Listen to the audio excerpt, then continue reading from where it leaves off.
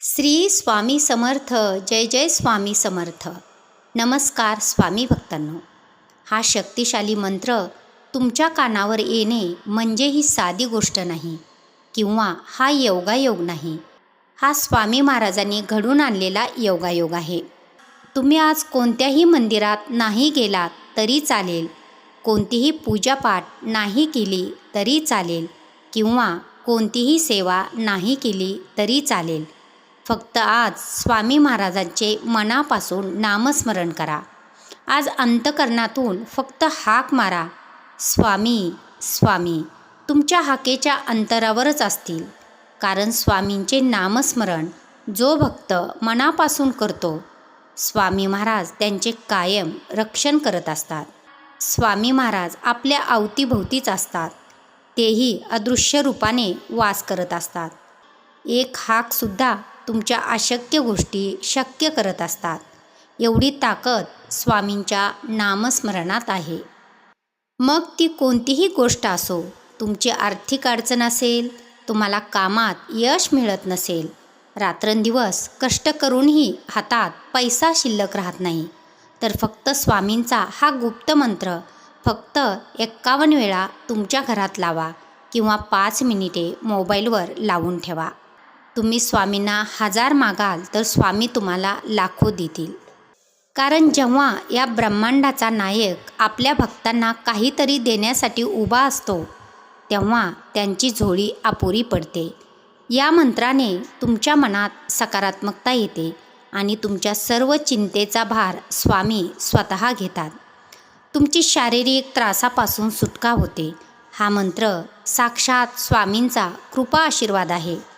स्वामी भक्तांनो, आज हा मंत्र दुर्लक्षित केला तर स्वामींची कृपा नाकारल्यासारखे होईल. कारण स्वामींचे मंत्र इतके प्रभावी असतात की ते लगेच प्रभाव दाखवतात. स्वामी भक्तांनो, तुम्हाला कसलीही अडचण असेल तर ती स्वामी महाराजावर सोपवा आणि या शक्तिशाली मंत्राचे श्रद्धेने श्रवण करा. ज्याही लोकांनी हा मंत्र जपला आहे किंवा आपल्या मोबाईलवर लावून ठेवला आहे, त्यांना स्वामी महाराजांचा साक्षात्कार झाला आहे. स्वामी महाराजाचा साक्षात्कार आणि चमत्कार पाहायचा असेल तर आत्ता लगेच हा मंत्र शेवटपर्यंत ऐका आणि बघा स्वामींचा चमत्कार. कोणता मंत्र आहे हे जाणून घेण्याअगोदर तुम्ही जर आपल्या चॅनलवर नवीन असाल तर चॅनलला सबस्क्राईब करा. व्हिडिओ आवडला असेल तर लाईक करा आणि कमेंट्स बॉक्समध्ये स्वामींच्या आशीर्वादासाठी श्री स्वामी समर्थ, जय जय स्वामी समर्थ टाईप करा. चला तर मग आजच्या या गुप्त मंत्रजपाला सुरुवात करूया. ओम श्री ब्रह्मांड नायक दत्तावतारी श्री स्वामी समर्थाय नमः. ओम श्री ब्रह्मांड नायक दत्तावतारी श्री स्वामी समर्थाय नमः. ओम श्री ब्रह्मांड नायक दत्तावतारी श्री स्वामी समर्थाय नमः. ओम श्री ब्रह्मांड नायक दत्तावतारी श्री स्वामी समर्थाय नमः. ओम श्री ब्रह्मांड नायक दत्तावतारी श्री स्वामी समर्थाय नमः. ओम श्री ब्रह्मांड नायक दत्तावतारी श्री स्वामी समर्थाय नमः. ओम श्री ब्रह्मांड नायक दत्तावतारी श्री स्वामी समर्थाय नमः. ओम श्री ब्रह्मांड नायक दत्तावतारी श्री स्वामी समर्थाय नमः. ओम श्री ब्रह्मांड नायक दत्तावतारी श्री स्वामी समर्थाय नमः. ओम श्री ब्रह्मांड नायक दत्तावतारी श्री स्वामी समर्थाय नमः. ओम श्री ब्रह्मांड नायक दत्तावतारी श्री स्वामी समर्थाय नमः. ओम श्री ब्रह्मांड नायक दत्तावतारी श्री स्वामी समर्थाय नमः. ओम श्री ब्रह्मांड नायक दत्तावतारी श्री स्वामी समर्थाय नमः. ओम श्री ब्रह्मांडनायक दत्तावतारी श्री स्वामी समर्थाय नमः। ओम श्री ब्रह्मांडनायक दत्तावतारी श्री स्वामी समर्थाय नमः। ओम श्री ब्रह्मांडनायक दत्तावतारी श्री स्वामी समर्थाय नमः।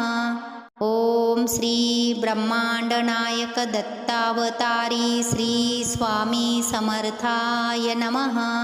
ओम श्री ब्रह्मांडनायक दत्तावतारी श्री स्वामी समर्थाय नमः। ओम श्री ब्रह्मांडनायक दत्तावतारी श्री स्वामी समर्थाय नमः। ओम श्री ब्रह्मांडनायक दत्तावतारी श्री स्वामी समर्थाय नमः। ओम श्री ब्रह्मांडनायक दत्तावतारी श्री स्वामी समर्थाय नमः। ओम श्री ब्रह्मांडनायक दत्तावतारी श्री स्वामी समर्थाय नमः। ओम श्री ब्रह्मांडनायक दत्तावतारी श्री स्वामी समर्थाय नमः। ओम श्री ब्रह्मांडनायक दत्तावतारी श्री स्वामी समर्थाय नमः। ओम श्री ब्रह्मांडनायक दत्तावतारी श्री स्वामी समर्थाय नमः। ओम श्री ब्रह्मांडनायक दत्तावतारी श्री स्वामी समर्थाय नमः। ओम श्री ब्रह्मांडनायक दत्तावतारी श्री स्वामी समर्थाय नमः। ओम श्री ब्रह्मांडनायक दत्तावतारी श्री स्वामी समर्थाय नमः। ओम श्री ब्रह्मांडनायक दत्तावतारी श्री स्वामी समर्थाय नमः। ओम श्री ब्रह्मांडनायक दत्तावतारी श्री स्वामी समर्थाय नमः। ओम श्री ब्रह्मांडनायक दत्तावतारी श्री स्वामी समर्थाय नमः।